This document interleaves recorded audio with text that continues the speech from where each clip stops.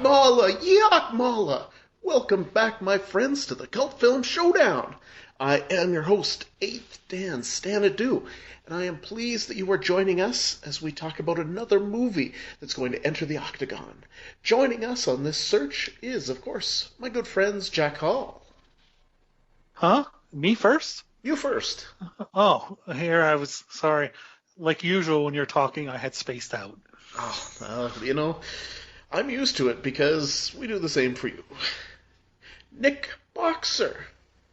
Help, I've stepped in a Brad hole. You've stepped in a Brad hole. I don't want to know. I hate it when that happens. I hope you wore protection. Yeah, I got my gummy boots on. Moon boots. I would have said rubber boots, but I know how that gets Dan all excited. All I can think of is the rubber biscuit. Galoshes. And we have James Cotta. Please bring the level of this podcast up, sir. That's right. If you could refer to me entirely as the Adventures of James Cotta for the remainder of this episode. Well, the Adventures of James Cotta. I have a question for you. You got it. Well, first off, I guess we tell what Stan you're about to say what the season is, weren't you? That's right. Season 16 of the Cult Film Showdown. Cannon fodder featuring all sorts of wonderful canon movies. We could probably do about 14 of these seasons just on canon and still not really finish. This one is The Adventures of Hercules, the second Hercules movie starring Lou Ferrigno. And I believe that you had a question for The Adventures of James Cotta. For The Adventures of James Cotta, or as I like to call him, The Adventures of Jim Cotta. My question for you is, what did Hercules score when we did that a couple seasons ago? Out of curiosity, as the master of the octagon. The keeper of the keys. You must have known this question was coming. Somebody placed a ruby in your belly. I wish I could remember what that season was that we did it in. It was Sybil Danning. So 15. Oh, that's right. It was Sybil Danning. The season before this one. That explains why you couldn't remember it. Yeah, I know. It's 2021. I mean, no, time doesn't mean anything anymore. 55 is the answer to that question. 55. And Nick thought this might beat it. I will be curious. It should be interesting. And speaking of Nick, we get to hear Nick explain it. Yes, to be fair, I thought it might have beat it but I had never seen the movie before. Now that I have, I don't think it's going to beat it. We'll see. All right. So it's pretty much half of it is the same movie, so. Yeah. This movie takes off directly after events of the first one. 3 gods rebel against Zeus. 4 gods rebel against Zeus and steal his thunderbolts, because that's a thing. There's 7 of them. They scattered them across the earth in brightly colored monsters for some reason. Zeus is having none of this, so he, wakes up Hercules from the sky where he placed them after the first movie, and sets them to earth to help out 2 warrior maidens that are besieged by one of these brightly colored thunderbolt beasts. And for Hercules, it's sort of just a fetch quest type situation, going from monster to monster, trying to find them. Excuse me. Meanwhile, the 4 evil gods, realize, we can't have Hercules fix what's going on here. We need these monsters on Earth for some reason. I never really got the whole goal of the bad guys, but whatever. They then resurrect Midas, which was the bad guy in the first film, and he completely ignores his instructions and tries to take over the Earth himself, I think, by not doing anything and not stopping Hercules from collecting all the thunderbolts. But Midas then, completely betrays the people who resurrected him and sort of kills off a couple gods. And the whole thing ends in sort of a big fight between Hercules and Midas in a cartoon snake-like battle. The end. Yeah. I do feel like I just watched it a second time. I don't know about you guys. Yeah, I would love to say I could make sense of my own description of the movie, but the movie didn't really make a like. What the hell? Thunderbolts, and there's 7 of them. I think we skipped collecting a Thunderbolt. I only remember 6 Thunderbolts. But no, because the last one was no, it was the first Urania. one I had trouble finding. Oh, well, no, the first one was just when Hercules shows up and a creature attacks him. He doesn't even. I don't even think he Was that practically the knows. Ninja Swamp Monsters?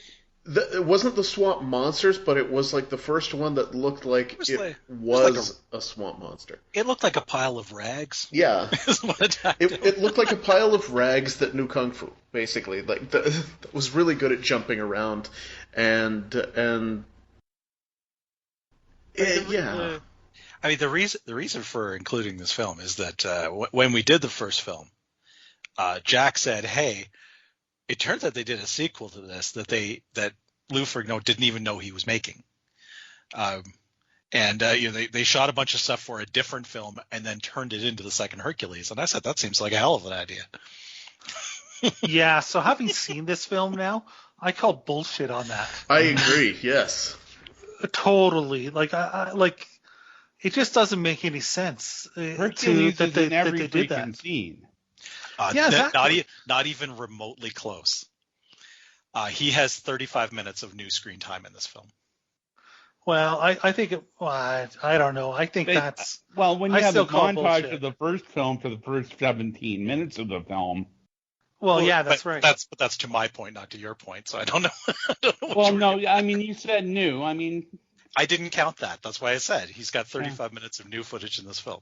yeah, But he here's has the a lot thing of footage. about it. Here's the thing, like my point of view, like why I'm saying I think that's BS is I do think it's probably leftovers from the first film, like cut scenes, and that he didn't know this was coming out.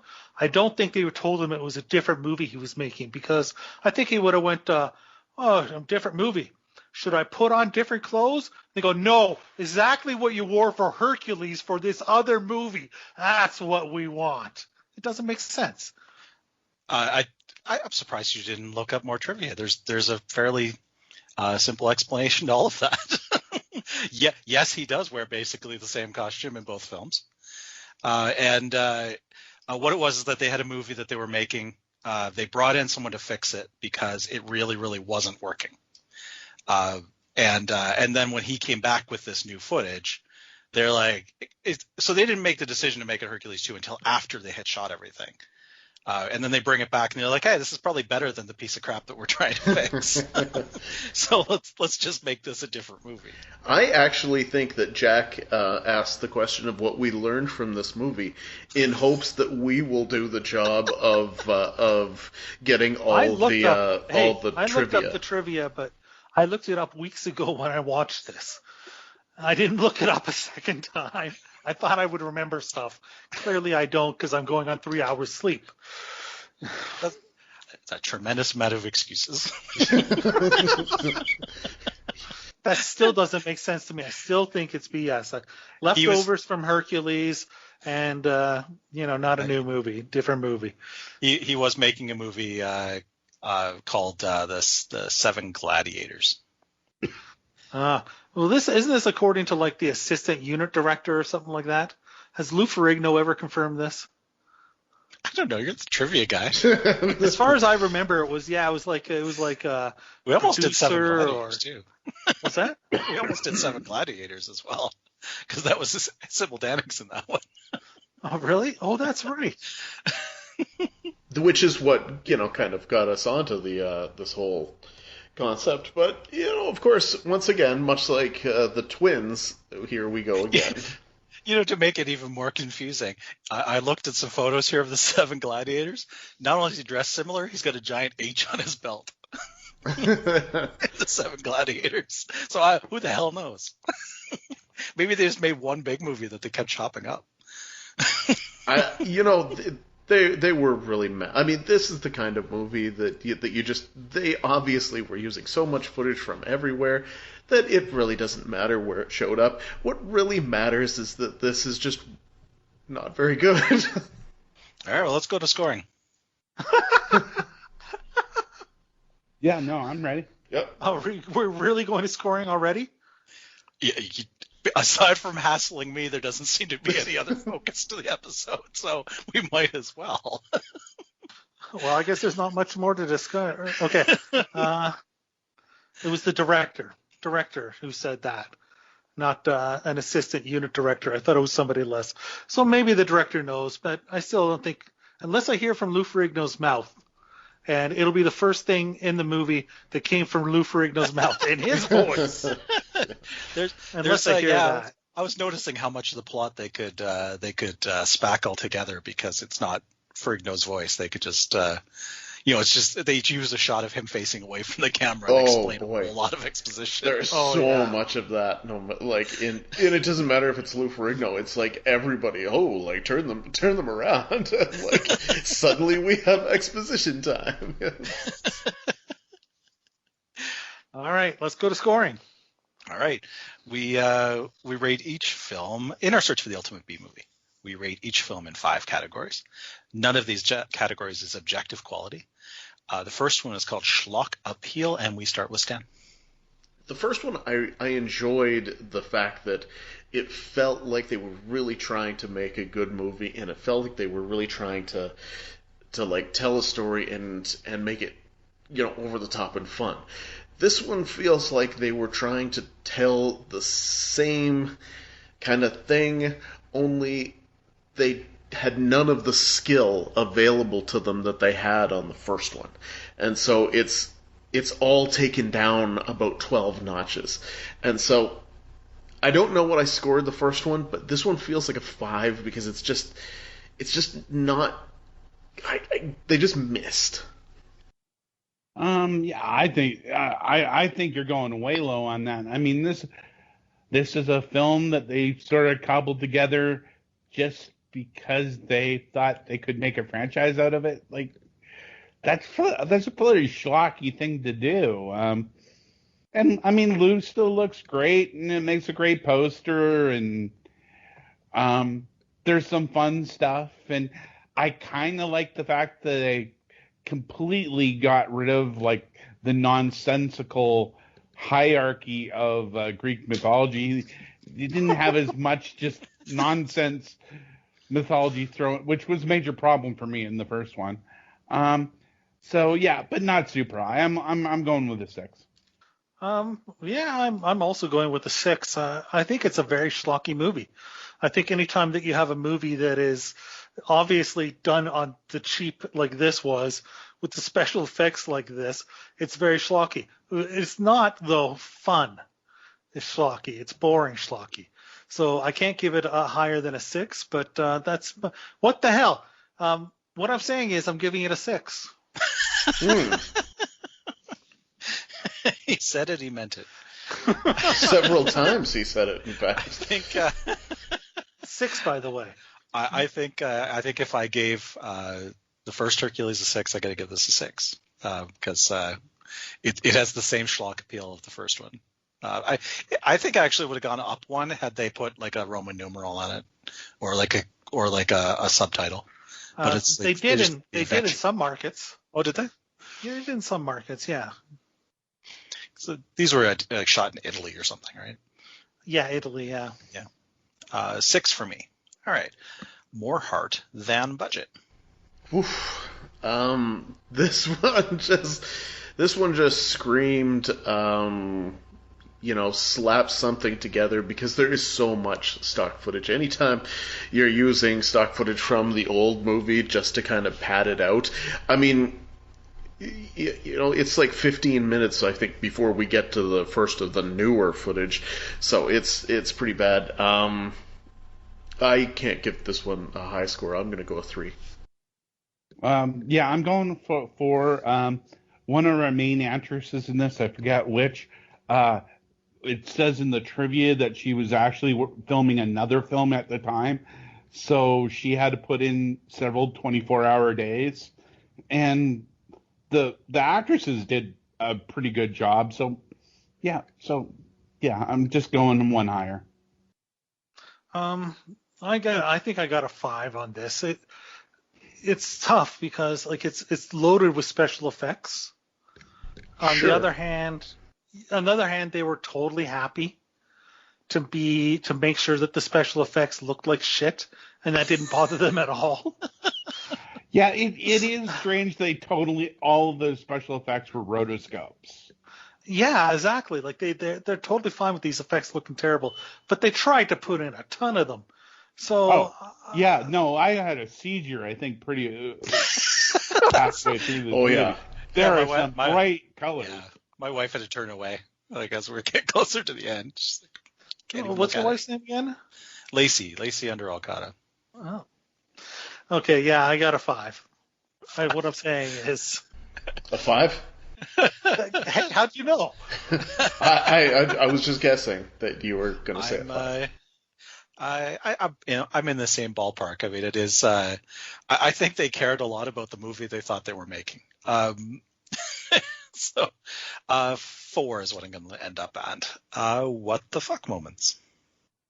I mean, it's an odd one because there is what the fuck moments for sure, because the concept is what the fuck. Like, I mean, it kind of starts out. So I mean, I was struck just right away when the voiceover starts, and it appeared like we had some sort of testicles moving in the sky, and it was just like, what the fuck is going on here?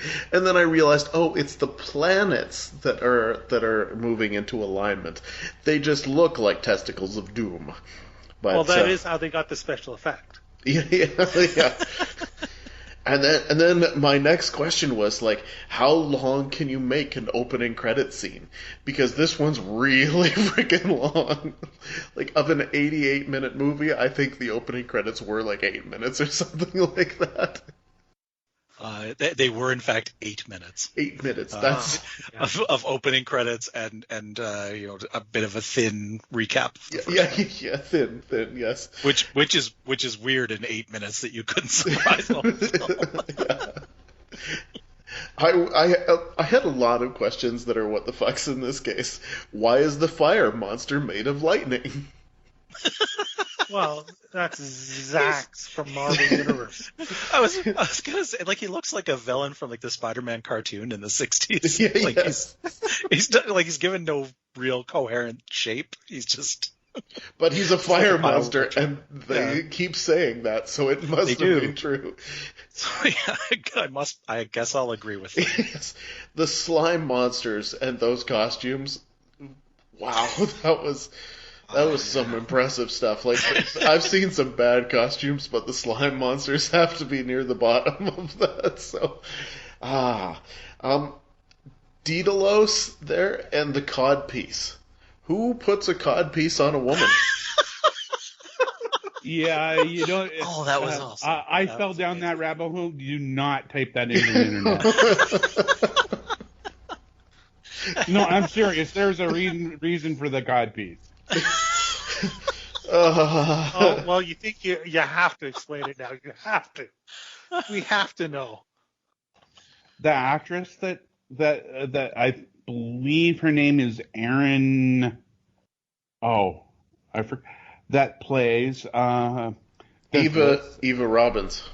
Eva Robbins is transgender, but hadn't had this surgery, and the costume designer decided that the bikini bottoms the rest of the girls were wearing were not appropriate for some reason, so they fastened this codpiece on her, and that is why she flourishes so much when the cape when it's revealed, the codpiece is revealed.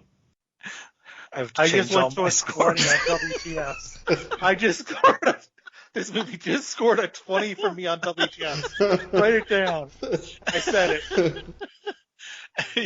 I think the new thing is you have to say it 3 or 4 more times before I can write it down. Or either that or Stan can tell you what I scored it. I and, don't even know if it was my turn to score it no, or not. no. Still stand. Yeah, because 20.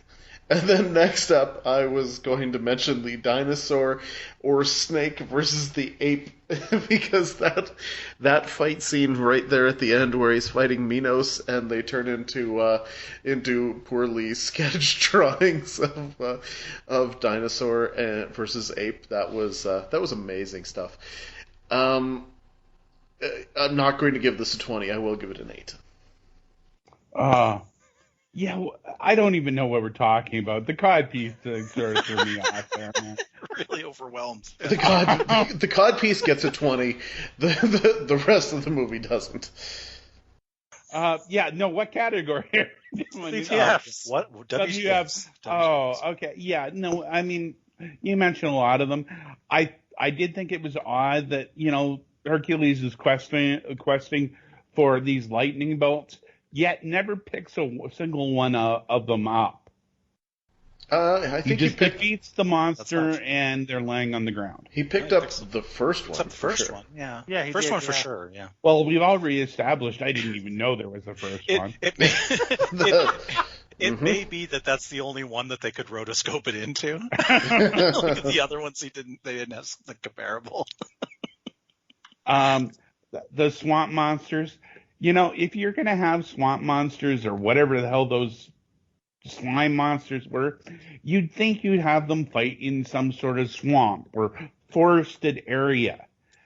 But they picked a pleasant garden area for that big fight.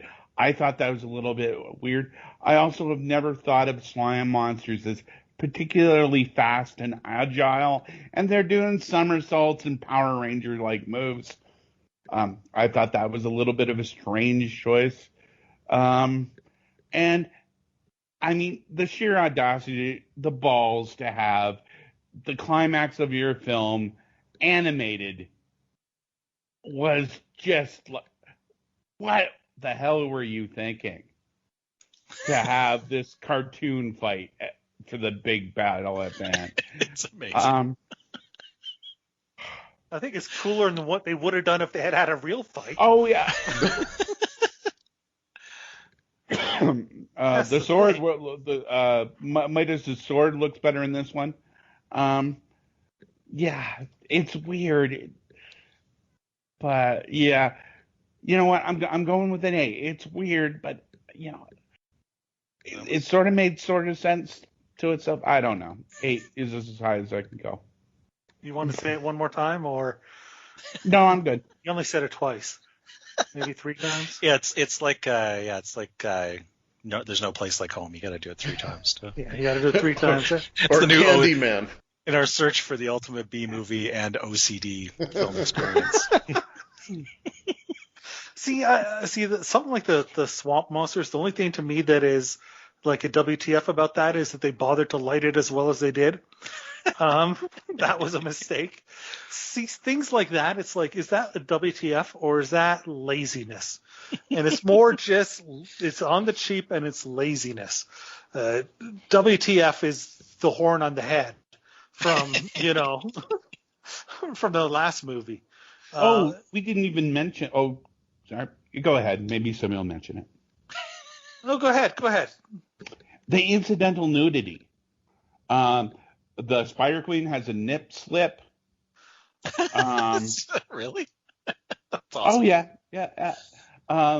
And for a children's movie, I thought the pasties on one of the mermaid were a little excessive. I was going to consider those memorable moments. Oh. Personally. I don't know. But for a kids' movie, I thought it was a odd choice. Yeah. So again, I think most of the WTFs are more laziness and cheapness, and not so much WTF moments for me. So I don't really actually score this as high as you guys. I only got a 4. All right, I had locked in your score at 20 though. So you can't modify the rest of the movie's a 0. That is a 20. But that's a 20. If there was a documentary making of the movie, that would get the 20. So I definitely think that I think we've undersold the cartoon at the end, because I mean they didn't have a finale for this movie with the crap that they were gluing together. So they have Hercules turned into like it's like it's an outline cartoon. It looks like when they would show what a constellation looks like, where they draw the like the outline you're supposed to see when you see Ursa Major. And then they fight, and there is no resolution. We see the only time we see Hercules is after that is Zeus makes him the size of 3 Earths so that he can so that he can push the moon away from the Earth. That classic Hercules story where he pushes the moon away from the Earth.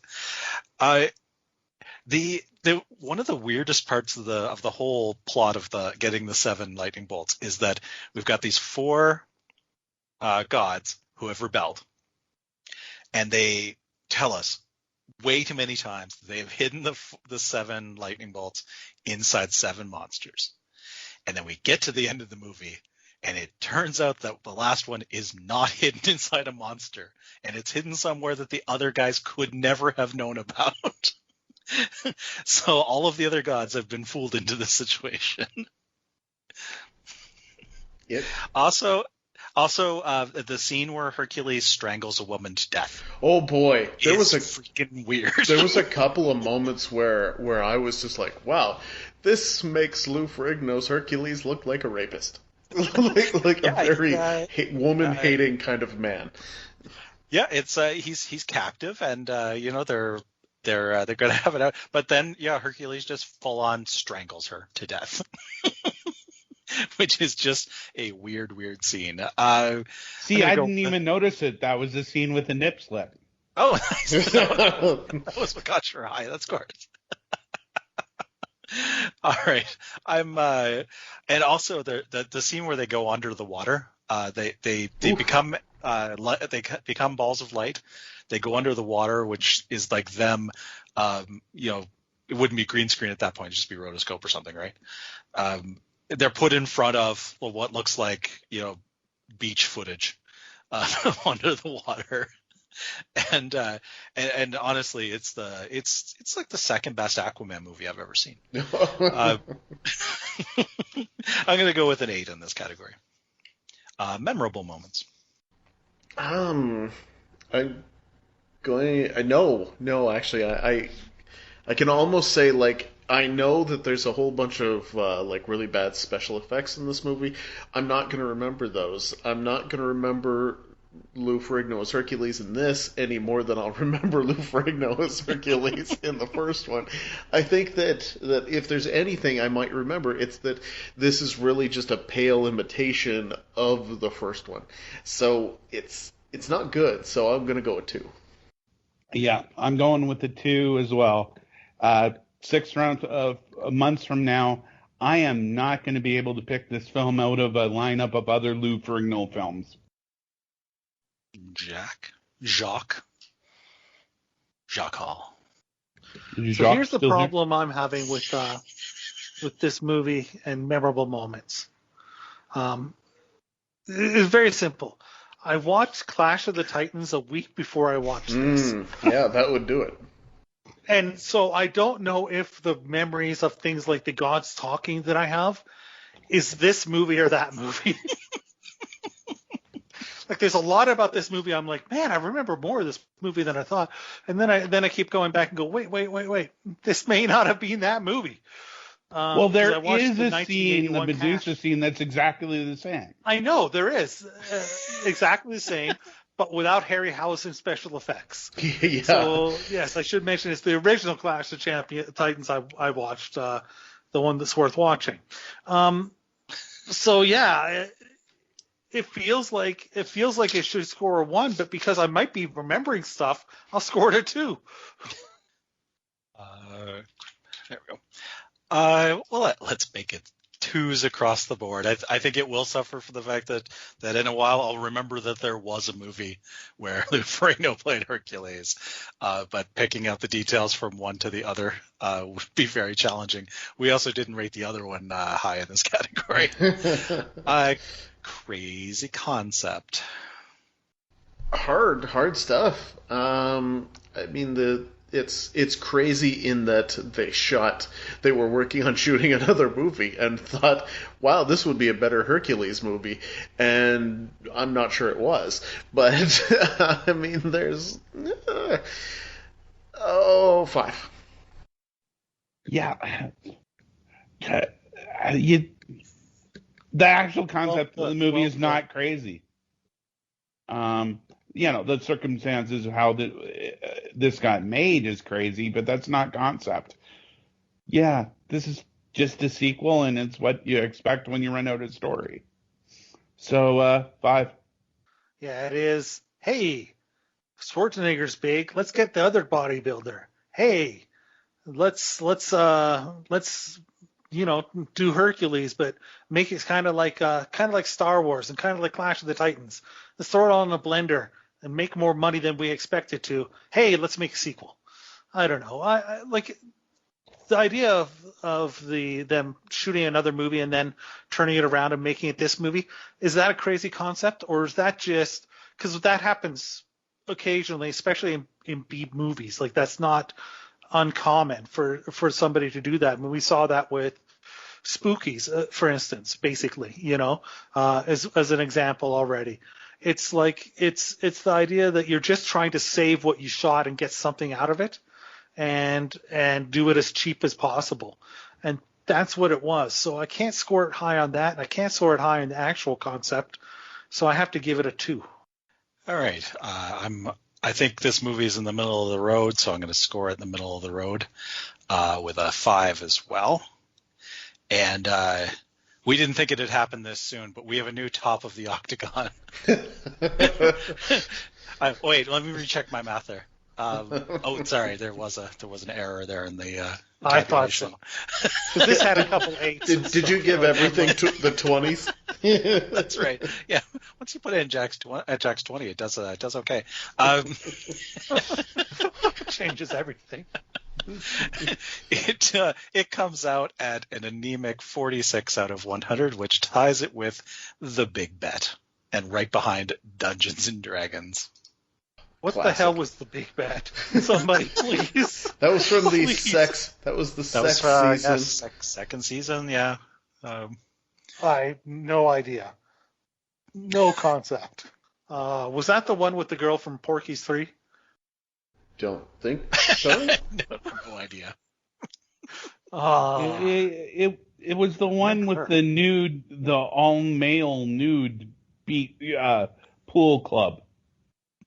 I don't remember that. Must have scored high on WTF. No, what did I say about Nick? That's what he remembers. The actress from Manuel. Yeah, she was the neighbor. She's the hot neighbor. Yeah. Yeah. That sort of remember. Maybe. Yeah. Shows them the ways of the world. Yeah. Anyways, do some business. Yes. All right. We are on Patreon at the Cult Film Showdown, where you can support us finding different movies than Hercules movies to bring in. And Cult Film Showdown is also where you find us on YouTube and on Instagram. And we're sponsored by WeTalkPodcast.com. Their website is where you can find the Octagon, our record of our entire search. We Talk Podcasts has a Twitter, and they have a Facebook. Excellent. Well, Cannon Fodder moves on next with America 3000. And so that should be a totally different experience. And I'm looking forward. After doing The Barbarians and then Adventures of Hercules, I'm looking forward to a different experience. Because those two were very much sword and sorcery in their own way. I feel like we had 2 women in prison movies back to back. Yeah, I know. But now we get to... So this movie did score worse than the original Hercules, did it? Oh, yeah. It did, yeah. It did. Just checking. now we get to decide. So next season we are re-entering the Octagon, and we are going to choose a couple of different seasons. You want me to explain the Yes, please. explain Please the do. concept? Okay, it's Enter the Octagon 2. We did this last year. Everybody everybody's going to do a season, and then they pick a movie to represent that season. And so last year the winner was One Shit Wonder, Miami Connection. Other movies we had some other movies that scored really high. We had Budget Boogaloo at the time, though we don't use that word anymore. So we had Budget Beep. Now you might not want to say, but we had Budget, that one, and it had Maniac, Sex Maniac, and that scored really high. And whoever has the highest scoring movie that represents their potential season, that's the season we're going to do following Enter the Octagon. So it's basically it's a little bit of a battle royale, let's call it, for the hosts here, trying to instead of pitching the seasons, they're representing the seasons with a movie. All right. Well, let's get down to business. So, I think that this calls for the Jimmerator. Has to. Oh, I always get so excited at the Jimmerator. I don't know why, but I really do. It's like my favorite just thing. fun. All right, stand I hope you had it all ready and queued up there. You betcha. I'm always ready to. I can Jimmerate at the drop of a hat. Ew. And Yeah, dude, watch out for that. Watch out for that hat. Yeah, no, that's why you keep the Kleenex handy. We start with Nick. Oh. Okay. I know we've just explained it, but just for me. Now, am I giving the movie that represents... No, do not give the movie. You just give the season you're going to do. The All movie right. you'll give in episode 8 that will represent the season. Okay. The representative of this, the season, I would call it, no, we can't. And this season... If we were voting, I would already have given that my vote. This season will consist of movies that just can't be made, and probably for good reason anymore. Just vile, weird, wacky, just uncomfortable movies that exist. We're talking little people exploitation films, disabled people films, radical stereotype films. Stop drilling. You've hit oil.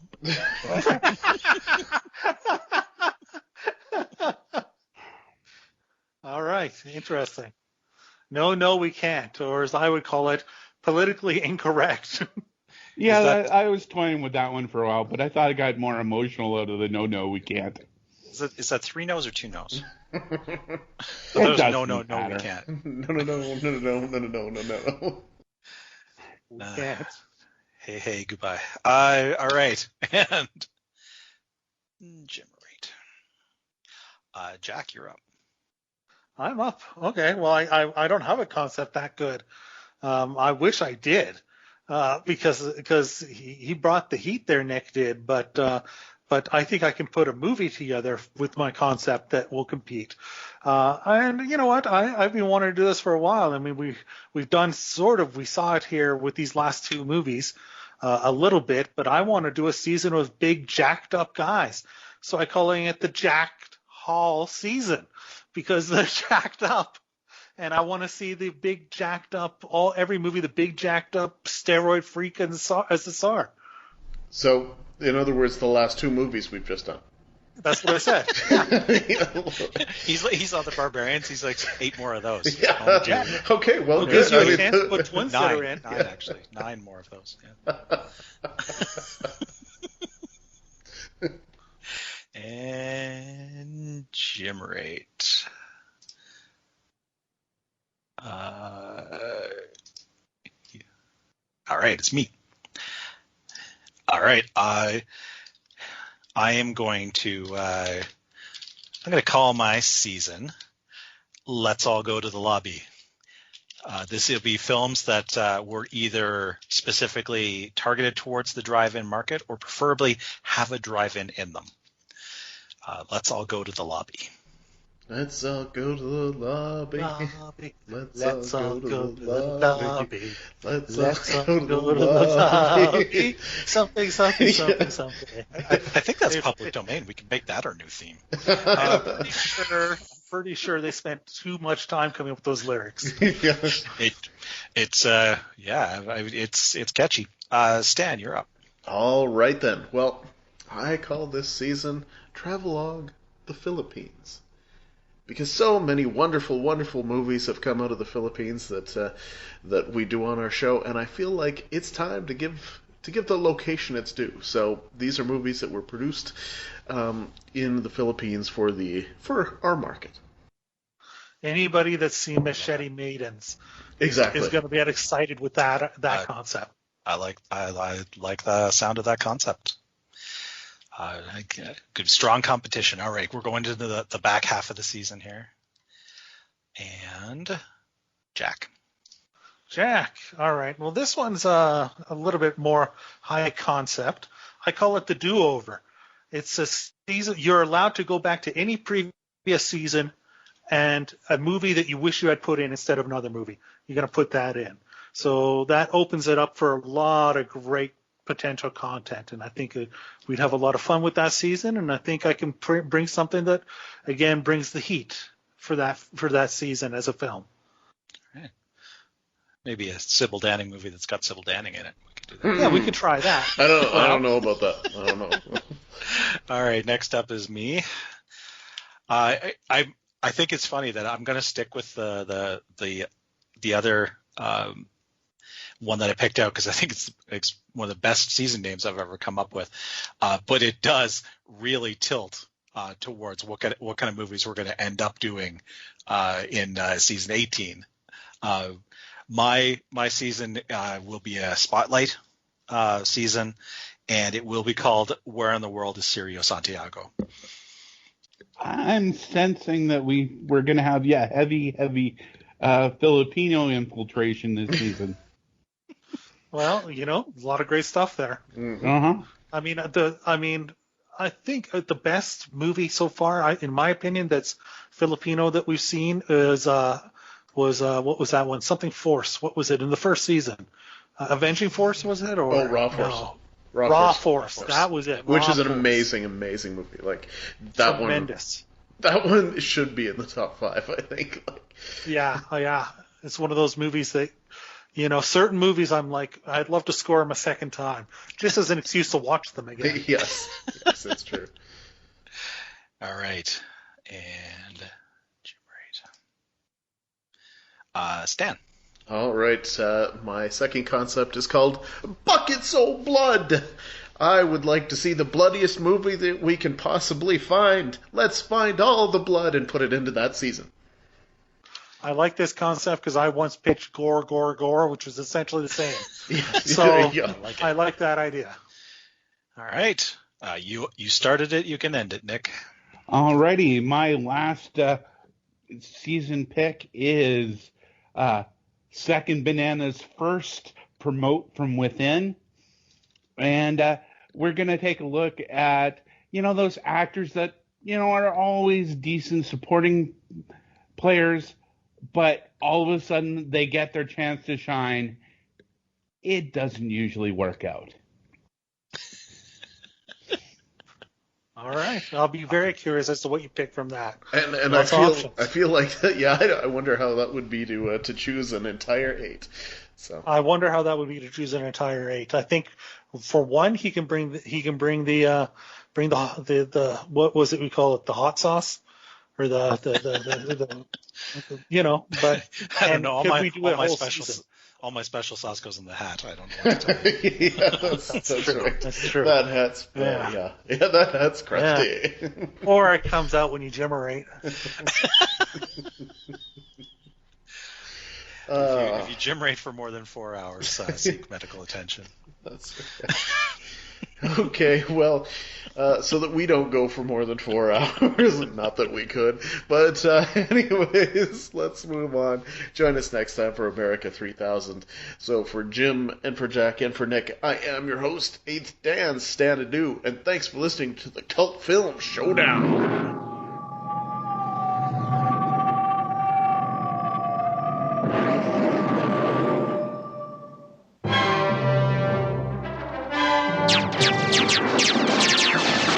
From a world beyond imagination, the man with supernatural strength, Hercules, returns to save humanity from the destructive forces of evil. Sorcerers and magicians join forces in the ultimate master plan to rule the earth. Lord of Fire! Hercules must summon untapped strength in an attempt to save mankind. Monsters of every description battle for the honor of killing Hercules.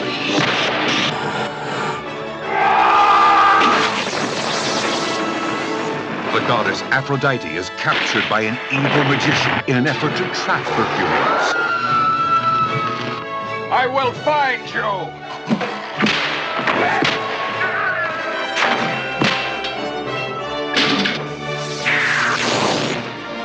The heavens become a battlefield when Hercules meets his match. The incredible Lou Ferrigno in the all-new Hercules 2, The Adventures of Hercules. The legend is back.